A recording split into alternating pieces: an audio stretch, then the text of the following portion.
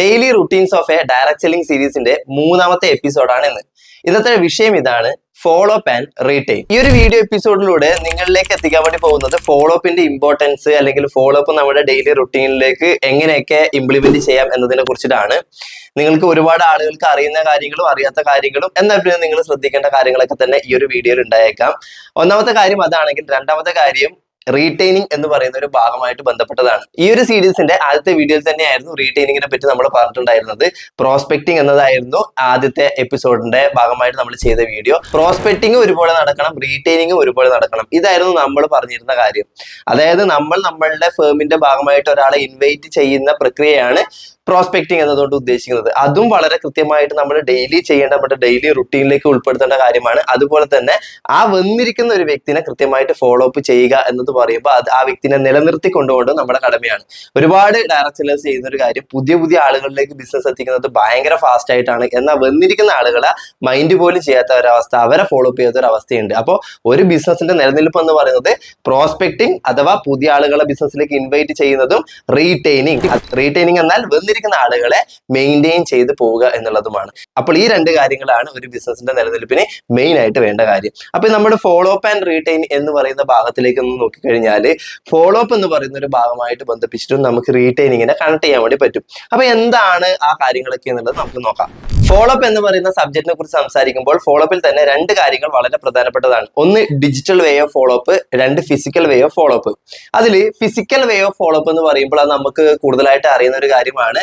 നമ്മൾ പ്ലാൻ കൊടുത്ത ക്ലയൻസിന്, ആളുകളെ നമ്മൾ വീണ്ടും പോകുന്നു, അവരോട് കാര്യങ്ങൾ സംസാരിക്കുന്നു, അവരുടെ ഡൗട്ടുകൾ കാര്യങ്ങളൊക്കെ ഉണ്ടെങ്കിൽ വീണ്ടും ഫിസിക്കലായി തന്നെ പോയിട്ട് കണ്ടിട്ട് സംസാരിച്ച് അത് ക്ലിയർ ചെയ്യുന്ന ഒരു മെത്തേഡ് ഭൂരിഭാഗം ആളുകൾ ചെയ്യുന്നതാണ്. രണ്ട്, digital way of follow up എന്ന് പറയുമ്പോൾ നമ്മൾ മനസ്സിലാക്കേണ്ട ഒരു കാര്യം, അതിലെല്ലാം ഡിജിറ്റൽ ആയിട്ടുള്ള കാര്യങ്ങളാണ്, വെർച്വൽ ആയിട്ടുള്ള കാര്യങ്ങളാണ്, ഫിസിക്കൽ ആയിട്ടുള്ള കാര്യങ്ങൾ വളരെ കുറവായിരിക്കും. അതായത് ഒരു ഉദാഹരണത്തിന്, ഫോളോ അപ്പിന്റെ ഭാഗമാണ് നമ്മൾ കോൾ ചെയ്യുന്നത്. ഒരിക്കലും ഫോളോ അപ്പിന്റെ ഭാഗമായിട്ട് കോൾ ചെയ്യരുത് അല്ലെങ്കിൽ കോളിലൂടെ പ്ലാൻ കൊടുക്കരുത് എന്നൊക്കെ പലരും പറയാറുണ്ടെങ്കിൽ പോലും കോളിലൂടെ പ്ലാൻ കൊടുക്കേണ്ട ഒരു അവസ്ഥ പോലും ഭാവിയിൽ വന്നേക്കാം. അല്ലെങ്കിൽ ആ ഒരു മെത്തേഡ്, ടെലി സെയിൽസ് എന്ന് പറയുന്ന ഒരു മെത്തേഡ് ഡയറക്ട് സെല്ലിംഗ് ഇൻഡസ്ട്രിയിലേക്ക് കൂടുതലായിട്ട് കടന്നു വരേണ്ടതിന്റെ പ്രാധാന്യമുണ്ട്, കടന്നു വന്നുകൊണ്ടിരിക്കുകയാണ്. അതിലൂടെ കൺവേർഷനും കാര്യങ്ങളൊക്കെ വരുത്തുന്ന ആളുകളുണ്ട് മാർക്കറ്റിൽ. അപ്പോൾ നേരിട്ട് കണ്ടിട്ടേ കാര്യങ്ങൾ നടക്കുള്ളൂ എന്നതിനേക്കാൾ ഉപരി പല വ്യത്യസ്തമായിട്ടുള്ള രീതികളിലൂടെയും പ്ലാന് കൊടുക്കുകയും സെയിൽ കവർ ചെയ്യുകയും ചെയ്യുന്ന ആളുകൾ ഇന്ന് മാർക്കറ്റിൽ ഉണ്ട് എന്നത് നിങ്ങളൊന്ന് ഓർക്കേണ്ട ഒരു കാര്യമാണ്.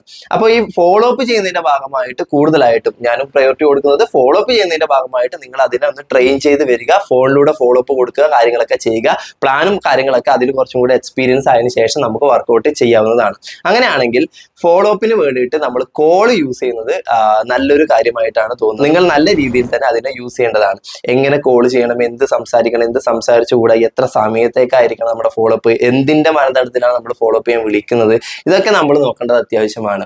അതുപോലെ തന്നെ നോക്കിക്കഴിഞ്ഞാൽ വാട്സപ്പ് എന്ന് പറയുന്ന സമയത്ത് നമ്മളിൽ പല ആളുകളും നമ്മൾ ഒരുപാട് ക്ലയൻസിനെ കാണുന്നുണ്ട്, സംസാരിക്കുന്നുണ്ട്. അത് ഫിസിക്കലായിട്ട് കണ്ട് സംസാരിച്ച് അത് അവിടെ വിട്ടു. അവരെ വാട്സപ്പിലേക്ക് ആഡ് ചെയ്യാനോ, വാട്സപ്പിലൂടെ ഒരു ചാറ്റ് നിലനിർത്താനോ, വാട്സപ്പ് ബ്രോഡ്കാസ്റ്റുകളിൽ നമ്മൾ അവരെ ആഡ് ചെയ്യാനോ, ബ്രോഡ്കാസ്റ്റ് നിരന്തരം അയച്ചുകൊണ്ട് അവരെ ഫോളോ അപ്പ് ചെയ്യാനോ നമ്മളാരും പലരും തന്നെ തയ്യാറാവാറില്ല. അവർ ബ്ലോക്ക് ചെയ്യുന്നതോ അല്ലെങ്കിൽ അവർ നമ്പർ സേവ് ആക്കാത്ത പക്ഷമോ നമ്മളുടെ ബ്രോഡ്കാസ്റ്റ് അവരിലേക്ക് എത്തില്ല. പക്ഷെ എന്നിരുന്നാൽ പോലും വേറെ കുറച്ച് ഡിജിറ്റൽ ആയിട്ടുള്ള മാർഗ്ഗങ്ങളുണ്ട് വാട്സപ്പിൽ ചെയ്യാൻ വേണ്ടിയിട്ട്. പക്ഷെ അത്രയും കുറച്ചും കൂടി അഡ്വാൻസ്ഡ് ആയിട്ടുള്ള ലെവലിലേക്ക് പോകണമെന്നും പറയുന്നില്ല സ്റ്റാർട്ടിങ്ങിൽ.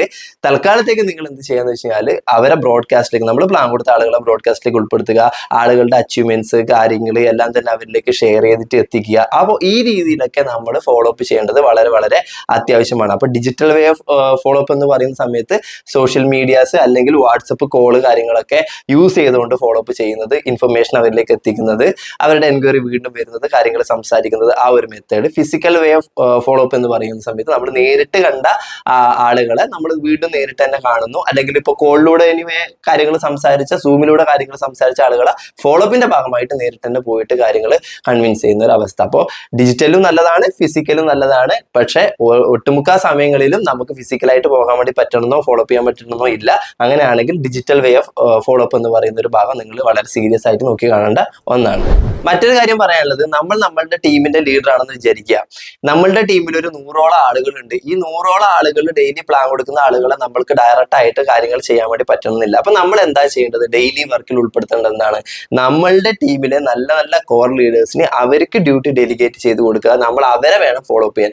അവരുടെ താഴെയുള്ള ടീമിലേക്ക് ഫോളോ അപ്പിന്റെ കാര്യങ്ങൾ എത്തുകയും ത്രൂ ഡയറക്റ്റ് ക്ലയന്റിലേക്ക് എത്തുകയും ചെയ്യുന്ന ഒരു അവസ്ഥ. ഈ ഒരു പ്രൊസീജിയർ ആണ് നടക്കേണ്ടത്. അല്ലാതെ ടോപ്പ് ലൈനിലുള്ള ലീഡർ താഴെ വന്നിരിക്കുന്ന എല്ലാ ആളുകളുടെയും പുതിയ പ്രോസ്പെക്റ്റിനെ വിളിച്ചിട്ട് കാര്യങ്ങൾ സംസാരിക്കുന്ന ഒരു അവസ്ഥ അത്രത്തോളം പ്രാക്ടിക്കൽ അല്ല, അത്രത്തോളം നല്ല രീതിയിലേക്ക് അത് ആയി മാറുകയും ഇല്ല, സക്സസ് റേഷ്യോ കിട്ടുകയും ഇല്ല. അപ്പൊ ആരാണോ പ്ലാൻ കൊടുത്തത്, ആരാണോ ആ വർക്കിൽ ഇൻക്ലൂഡ് ചെയ്തിട്ടുള്ളത്, അവർ തന്നെ ഡയറക്റ്റ് ആയിട്ട്, അതായത് അറിയുന്ന ആളുകൾ തന്നെ ഡയറക്റ്റ് ആയിട്ട് ഫോളോ അപ്പ് ചെയ്യുന്ന ഒരു മെത്തേഡാണ് ഫിസിക്കൽ ആണെങ്കിലും ഡിജിറ്റൽ ആണെങ്കിലും ഏറ്റവും ബെറ്റർ. വേണമെങ്കിൽ വളരെ റയർ ആയിട്ട് ഒന്ന് കോൾ ചെയ്യുകയോ പരിചയപ്പെടുകയോ ചെയ്തതിന് ശേഷം അപ്ലൈൻ ലീഡേഴ്സിന് അത്തരത്തിലുള്ള ഫോളോ അപ്പ് കാര്യങ്ങളൊക്കെ ചെയ്യും. അപ്പോൾ നിങ്ങൾ നിങ്ങളുടെ ടീമിനെ ഫോളോ അപ്പ് ചെയ്യുക. ആ ടീം ആ ഒരു ടീം വർക്കിലൂടെ താഴെ വന്നിരിക്കുന്ന ക്ലയൻസിനെ, ഇനി വരാൻ വേണ്ടി പോകുന്ന ആളുകളെ ഫോളോ അപ്പ് ചെയ്യും. ആ ഒരു മെത്തേഡാണ് ഏറ്റവും കൂടുതലായിട്ട് നടക്കേണ്ടത്. ഫോളോ അപ്പിലെ തന്നെ അടുത്തൊരു ഭാഗമാണ് ആഫ്റ്റർ സെയിൽസ് ഫോളോ അപ്പ്. പല നെറ്റ്വർക്കേഴ്സും ചെയ്യാത്ത, ഡെയിലി റുട്ടീനിൽ മെയിൻറ്റെയിൻ ചെയ്യാത്ത ഒരു ഭാഗമാണ് ഈ ഒരു ഭാഗം. അതായത് ഒരു വ്യക്തി നമ്മളുടെ പ്ലാൻ കേട്ടു, അട്രാക്റ്റഡ് ആയി, കാര്യങ്ങളൊക്കെ മനസ്സിലാക്കി, അതിന്റെ ഒരു ഓപ്പർച്യൂണിറ്റി, അവസരങ്ങൾ, കാര്യങ്ങളൊക്കെ മനസ്സിലാക്കി ആ വ്യക്തി നമ്മളുടെ കൂടെ അസോസിയേറ്റ് ചെയ്തു. Okay, that's fine. അതുവരെ എല്ലാവരും ചെയ്യുന്ന കാര്യമാണ്. അത് ചെയ്തതിന് ശേഷം അവരെ വിട്ടിട്ട് വേറെ പുതിയ ക്ലയൻസിലേക്ക് പോവുകയും ആ രീതിയിൽ മെയിൻറ്റെയിൻ ചെയ്ത് പോകുന്ന ഒരു അവസ്ഥ, അല്ലെങ്കിൽ കുറച്ചും കൂടെ വ്യക്തിപരമായിട്ട് താല്പര്യമുള്ള ആളുകൾക്ക് മാത്രം സപ്പോർട്ട് കൊടുക്കുന്ന ഒരു അവസ്ഥ. അപ്പൊ മുമ്പ് വന്നിരിക്കുന്ന ബാക്കിയുള്ള ആളുകൾ തീർച്ചയായിട്ടും ഡൗൺ ആയി പോകുന്ന രീതിയിലേക്ക് കാര്യങ്ങൾ മാറാറുണ്ട്. അപ്പൊ നമ്മൾ എന്താ ചെയ്യേണ്ടത്? ആഫ്റ്റർ സെയിൽസ് ഫോളോ അപ്പ് കുറച്ചും കൂടെ ഉഷാറായിട്ട് ചെയ്യുക, കുറച്ചും കൂടെ നല്ല രീതിയിൽ സീരിയസ് ആയിട്ട് ചെയ്യുക. അങ്ങനെയാണെങ്കിൽ തീർച്ചയായിട്ടും ആ ടീമിന്റെ റീറ്റെയിനിങ്ങിന് അത് ഏറ്റവും കൂടുതൽ ഗുണകരമായിരിക്കും. അവിടെയാണ് റീറ്റെയിനിങ് എന്ന് പറയുന്ന ഒരു വേർഡിന് പ്രസക്തി ഉള്ളത്. അപ്പോൾ റീറ്റെയിൻ നന്നായിട്ട് നടക്കണമെങ്കിൽ എന്ത് നടക്കണം? ആഫ്റ്റർ സെയിൽസ് ഫോളോ അപ്പ് നടക്കണം. എന്താണ് ഇതിൽ കൂടുതലായിട്ട് വരുത്തേണ്ടത്? ഒരു വ്യക്തി നമ്മളുടെ കൂടെ വന്നു കഴിഞ്ഞാൽ, വരുന്നത് വരെയുള്ള കാര്യങ്ങളൊക്കെ നോർമൽ അറിയാം, വന്നു കഴിഞ്ഞാൽ അവർക്ക് വേണ്ടിയിട്ടുള്ള പ്രോഗ്രാമുകൾ, അവരെ എഡ്യൂക്കേറ്റ് ചെയ്യുക, അവരെ നമ്മളെ പോലെ ലീഡർഷിപ്പ് ക്വാളിറ്റി ഉള്ള വ്യക്തികളാക്കി മാറ്റാനുള്ള ട്രെയിനിങ്സും പ്രോഗ്രാമുകളും എഡ്യൂക്കേഷനും എല്ലാം തന്നെ നമ്മൾ കൊടുക്കുക.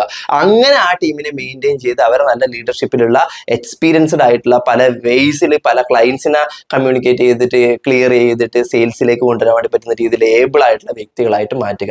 അങ്ങനെയാണെങ്കിൽ മാത്രമാണ് ഈ പറഞ്ഞിരിക്കുന്ന ആഫ്റ്റർ സെയിൽസ് ഫോളോ അപ്പിന്റെ ഭാഗമായിട്ട് അത് വളരെ കൃത്യമായിട്ട് നടത്താൻ വേണ്ടി പറ്റും. അപ്പോൾ സെയിൽസിന്റെ ഭാഗമായിട്ട് നമ്മൾ ശ്രദ്ധിക്കേണ്ട പ്രധാന വിഷയം ഇതും കൂടെ ഉണ്ട്.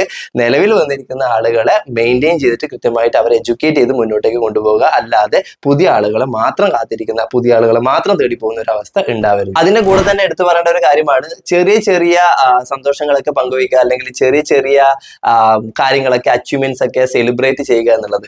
ഈ രീതിയിൽ ചെറിയ ചെറിയ അച്ചീവ്മെന്റ്സും കാര്യങ്ങളൊക്കെ സെലിബ്രേറ്റ് ചെയ്യുമ്പോൾ തീർച്ചയായിട്ടും ആ ഒരു ടീമിന് അതൊരു എനർജി കിട്ടുകയും ആ ഒരു ടീമിനെ കെയർ ചെയ്യാനും ബാക്കിയുള്ള എല്ലാ രീതിയിലും സപ്പോർട്ട് ചെയ്യാനും ഒരുപാട് ആളുകൾ ഉണ്ടെന്ന് മനസ്സിലാക്കുകയും അങ്ങനെ ആ ഒരു ടീം കയറി പോരുകയും ചെയ്യും. അപ്പൊ ചെറിയ ചെറിയ സെലിബ്രേഷൻസും കാര്യങ്ങളൊക്കെ തീർച്ചയായിട്ടും നമ്മുടെ ഫോളോ അപ്പിന്റെ ഭാഗമായിട്ട് നമ്മൾ വളരെയധികം ശ്രദ്ധിക്കേണ്ട കാര്യമാണ്. അത് കൃത്യസമയത്ത് തന്നെ സെലിബ്രേറ്റ് ചെയ്ത് തീർക്കുക എന്നുള്ള ഒരു കാര്യം കൂടെ നിങ്ങൾ ശ്രദ്ധിക്കണം. ഇതൊക്കെ ഫോളോ അപ്പിൽ നമ്മൾ കൃത്യമായിട്ട് നമ്മുടെ ഡെയിലി റുട്ടീനിലോ അല്ലെങ്കിൽ വീക്ക്ലി റുട്ടീനിലായിട്ടൊക്കെ ചെയ്യേണ്ട കാര്യങ്ങൾ തന്നെയാണ്. ഇത്രയും കാര്യങ്ങളാണ് ഫോളോ അപ്പ് റിലേറ്റഡ് ആയിട്ട് നിങ്ങളോട് സംസാരിക്കാനുള്ളത്. ഈ രീതിയിലൊക്കെ കാര്യങ്ങൾ മെയിൻറ്റെയിൻ ചെയ്യുക, എന്നിട്ട് നല്ലൊരു ടീമിനെ ക്രിയേറ്റ് ചെയ്യുക. തീർച്ചയായിട്ടും നല്ലൊരു ബിസിനസ് ഉണ്ടാക്കിയെടുക്കാൻ എല്ലാവർക്കും പറ്റട്ടെ.